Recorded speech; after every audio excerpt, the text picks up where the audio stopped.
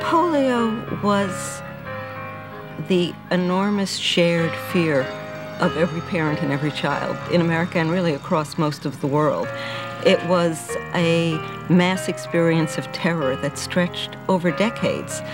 We think of wars as mobilizing a population, but polio was a war that went on for 50 years. When I was a youngster, when it became polio season, which was July, August, September, and part of October, all the theaters closed, all the swimming pools closed. You were not allowed to go out and play with your friends. I wasn't even 15, about to be 15, when we woke up one morning and the news was that there had been an epidemic of polio and at the school.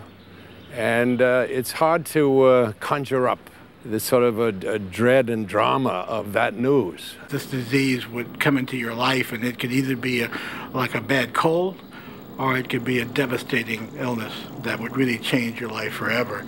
And it was spooky. I mean, you just felt all the time that this weird thing could hit you, and you couldn't tell where it was going to come from, and you couldn't tell what it was going to do to you, or what would be left when it was finished doing it.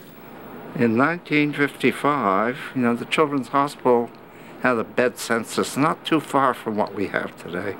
It's about 350 beds.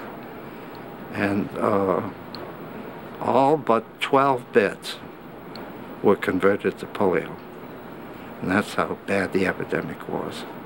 And I can remember one night when the line in automobiles waiting to get their children to the admission unit where we were examining them and saying, you don't have it, go home.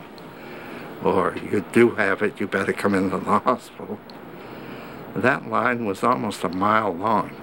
There's something lurking out there that any day could hit you and you'd become completely paralyzed and put in a respirator to breathe for you. That's frightening. It's impossible for us now to understand the fear that went along with polio.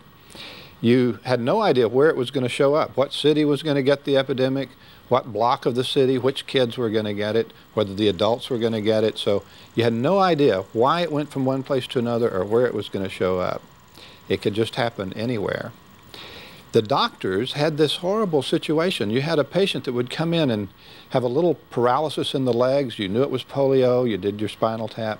Then you watched it kind of march up the body, and all of a sudden the shoulders got weak and the person couldn't breathe, and you had to get an iron lung.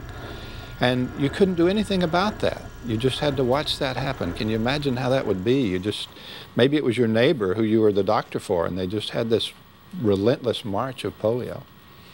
And if you think it was scary in the 50s, think of how scary it was in 1916 when, out of the blue, New York City has 9,000 cases of polio and 2,500 people die of polio, mostly children, in one summer in New York City.